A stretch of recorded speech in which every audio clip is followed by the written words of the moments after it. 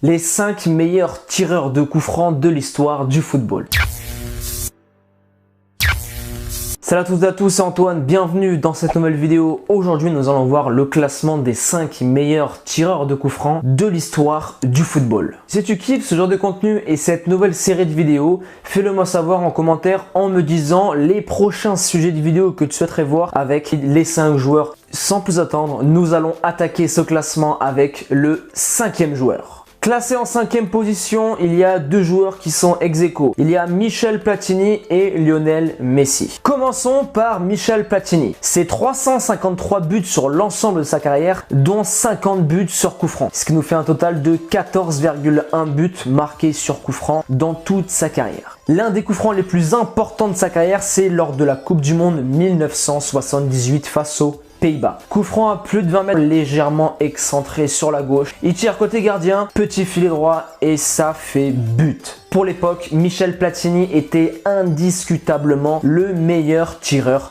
de coup franc. Et au niveau de sa technique de frappe, c'est une technique assez classique, intérieur du pied, un ballon bien brossé et un ballon travaillé. Et l'autre joueur ex-aequo avec Michel Platini, c'est Lionel Messi. C'est 613 buts marqués sur l'ensemble de sa carrière, dont 44 buts sur coup franc en club et en sélection. Ce qui lui fait un taux de 7% buts marqués sur coup franc. Ce qui est un taux assez bas, mais c'est normal vu qu'il a marqué énormément de buts. Donc j'ai mis Messi vraiment ex-aequo avec Platini, même s'il a beaucoup moins de buts, car Lionel Messi est encore en lice. Il a que 31 ans et s'il continue sur ce rythme-là, il peut clairement prétendre à marquer 55 voire 60 buts sur coup franc. Vraiment les coups francs très importants de Lionel Messi et les plus beaux, il y a contre l'éternel rival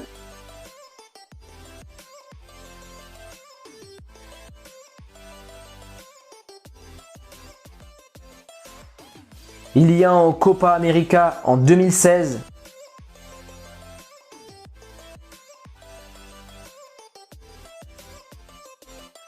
Et il y a aussi, bien sûr, dernièrement, lorsqu'il a marqué 2 buts lors du même match.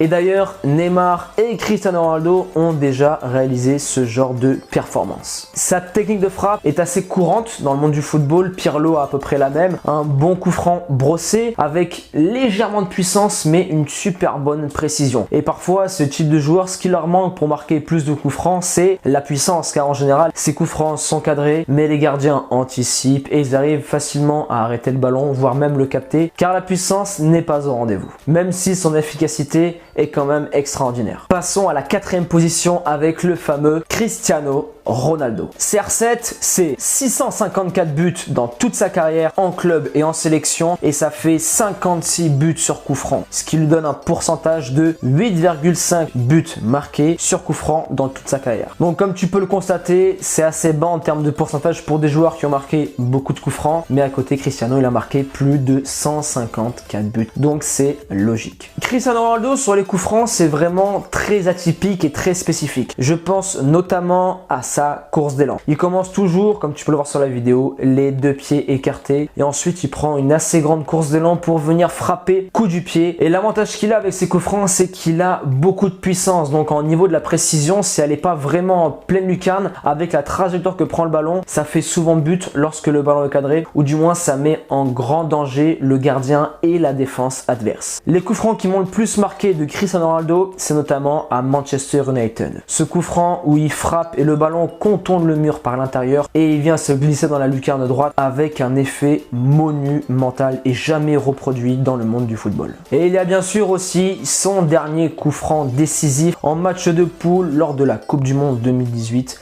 face à l'Espagne. Il y a 3-2 pour l'Espagne et le Portugal revient au score grâce à ce coup franc de Cristiano Ronaldo. Alors là vraiment, comme tu peux le voir lors de sa course d'élan, Cristiano l'a vraiment ralenti et on sent qu'il a bien dosé sa frappe pour qu'elle parte pas dans le mur ou qu'elle parte pas complètement au-dessus. Et après il a bien jaugé entre la puissance et la précision et ça donne ce coup franc qui est clairement inarrêtable et De Gea ne peut strictement rien faire. Passons à la 3e place de ce classement. Alors lui, c'est le joueur le plus atypique de ce classement. C'est Ronaldo Rogério Ceni, l'ancien gardien du Sao Paulo. Oui, t'as très bien entendu, c'est un gardien qui est devant Lionel Messi, Michel Platini et Cristiano Ronaldo au classement des meilleurs tireurs de coups francs avec 57 buts marqués. Donc ça fait juste un petit but devant Cristiano Ronaldo. Donc ce gardien et ce joueur atypique tirait tous les coups francs de son équipe de Sao Paulo. D'ailleurs, durant toute sa carrière, il a marqué 131 buts, dont 57 sur coups francs, ce qui lui fait un pourcentage de 43,5 buts marqués sur coups francs. C'est presque la moitié et c'est vraiment énorme. Et d'ailleurs, comme tu peux le voir sur ces différentes vidéos, Rogério a une technique de coup franc assez proche de celle de Messi, de Platini. C'est vraiment à l'intérieur du pied, c'est brossé et encore une fois, je te le dis, parfois ses coups francs manquaient de puissance, mais ce gardien-là, c'était vraiment sa spécialité et il était vraiment reconnu pour ça car dis-toi, à chaque fois qu'il y avait faute, le gardien, il venait du but adverse, il se déplaçait et il tirait le coup franc. Donc mets-toi à la place de l'équipe adverse, il devait se dire mais qu'est-ce que ce gardien vient tirer des coups francs? Et souvent, ça faisait but. Donc c'est vraiment sa spécialité et quand on dit Rogério Ceni, tu penses à quoi? Tu penses à coup franc. Deuxième position, le fameux David Beckham. David Beckham, c'est 141 buts marqués durant toute sa carrière en club et en sélection et sur coup franc, il a marqué 65 buts.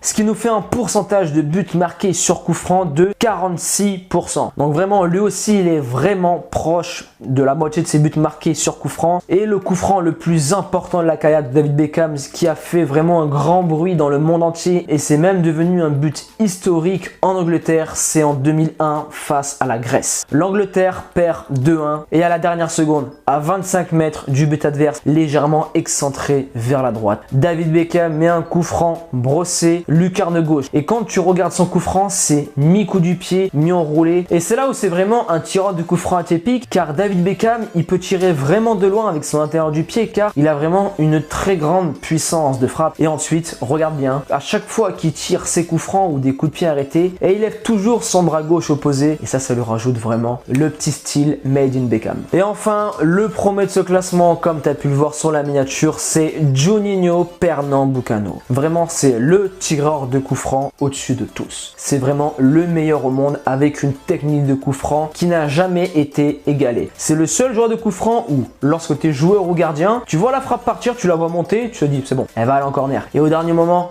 hop, elle redescend. Vraiment, les coups francs qui ont marqué l'Europe et le monde de Juninho, c'est contre le FC Barcelone en Ligue des Champions. Ce coup franc excentré côté gauche, limite un corner, et il le met lucarne droite opposée. Et je me rappelle même que Victor Valdés, il était tombé dans les filets après ce coup franc tellement qu'il était abasourdi et choqué de la trajectoire du ballon, qui lui voyait aller au-dessus, mais au dernier moment, la balle est retombée. Et il y a aussi ce magnifique coup franc face au Bayern Munich et même l'un des plus grands gardiens de tous les temps, Oliver Kahn, s'est pris le poteau en plein visage, ou du moins il a vraiment pris le poteau car je pense qu'il pensait que la balle sortait ou allait au-dessus, mais encore une fois la frappe de Juninho est retombée au dernier moment. Il y a aussi ce coup franc face au Real de Madrid en 8e de finale et en Ligue des Champions. C'est des coups francs qui vont tout droit, qui traversent tous les joueurs, mais c'est une trajectoire flottante et Iker Casillas sur les deux buts a été surpris car quand tu vois la distance, tu te dis bon, c'est très rare qu'un joueur puisse marquer de cette distance-là, mais là Juninho, non. Lui, c'était droite-gauche au milieu et même au milieu de terrain. D'ailleurs, il en a marqué un au milieu de terrain face à Ajaccio, si je dis pas de bêtises. Et c'est pour moi vraiment le coup franc le plus impressionnant. Certes, il n'avait pas la même importance qu'en Ligue des Champions, mais c'est incroyable. Du milieu de terrain, la balle elle part et elle garde la même trajectoire et elle finit barre entrante ou sous la barre, je ne sais plus. Mais c'est vraiment